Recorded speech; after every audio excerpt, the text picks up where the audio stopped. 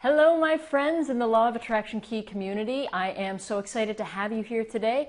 And I've been hearing a lot of a similar thing from many of you, so I want to bring it up, which is there are a bunch of you that are talking about like, you know, I'm not happy with my job. I haven't been happy with my job for years, so I'm going to change my job. Or I hate where I live, so I'm going to change where I live. Or I am not happy with my relationship, so I'm going to change my relationship. Okay, so those things might be exactly what need to change. However, before you change your outer circumstances, please, please, please, please, please, please, please, make sure you pay attention to what's going on internally first. And here's why. I'm just going to put it as simply as I possibly can think of. If you are dissatisfied in yourself, in your soul, in your spirit, then it might be showing up like you're dissatisfied at work.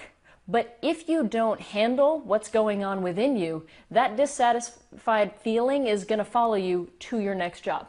It might not show up at first because there will be newness, you'll be distracted, but it will creep up. So for any of you that are listening and you're like, oh, that's so interesting because I do feel like I do this or I move here and this happens and then I'm excited at first and then it's like all the same stuff comes up again.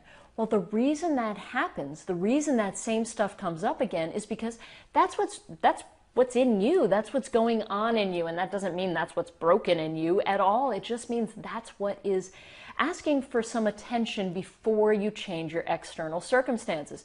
And I'm sure, I mean, this may be you or you may just know people like this. I used to be like this, where the second I would start to feel that dissatisfaction, I would want to reinvent everything. I mean, literally everything. So, and for a while there, I was on the road in shows, so I could tour. So that was like, I found myself a lifestyle that did that, where everything kept changing. So there was always something new, and new stuff is great. You don't want to be going to new stuff as a form of running away from what's going on within you. You don't want it to just be distracting from what's really asking for you, like I said before, to pay attention to it. And I think sometimes we get scared of that because we don't want to pay attention to it because we're scared that means that's how we are and that's who we are. And so we don't want to just be stuck paying attention to this thing that's terrible that we don't like. No, that's not how it works at all. Pay attention to it. Give it some love. Figure out what is going on within you so that you can settle it within yourself. And then, sure enough, you might be like, I feel really good now. And you know what? This isn't the right job for me. Or you could be like, I feel really good now. And now I realize with this adjustment, this is the perfect job for me. You know, it could go either way. So what you don't want to do is just be slapping a Band-Aid on it over and over and over again, because that pattern never ends. Let me give you a quick example. So my best friend in the entire world, she was doing a Broadway show. This was an amazing thing. She was like featured in it. It was this really cool job. And suddenly she was like, I'm miserable here. I am miserable here. I can't, the people are driving me crazy, this, that, and the other thing. I got to get a different show. And I said, well, okay, but I remember you saying this in your last show. And this is a very happy person, but what would happen is it would creep in at some point in the show. And typically that had to do with feeling too many boundaries. So at first it was awesome. And then later on it was like, oh, it's starting to feel all too like the ceiling is coming down on me.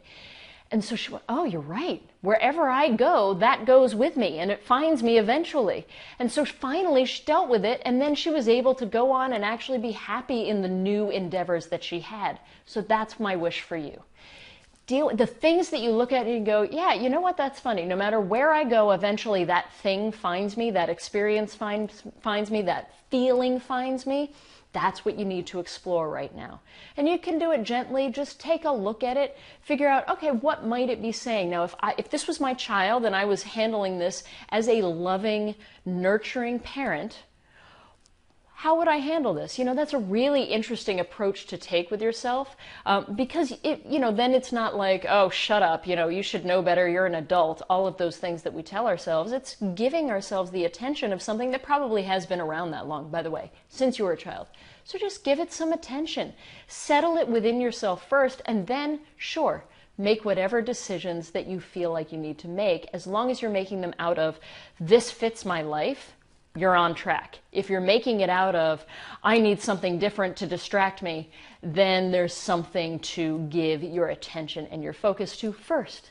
So that's it. So that's what I want you to focus on. Leave me comments. Let me know what's going on with you. Let me know your thoughts about this, what you're struggling with this, what you feel like clicked with this, any ideas that this brings up, and you share those with me. I love hearing from you. I thank you in advance for actually being a vital member of the community and engaging. And until the next time, you're absolutely extraordinary, and I will speak with you then.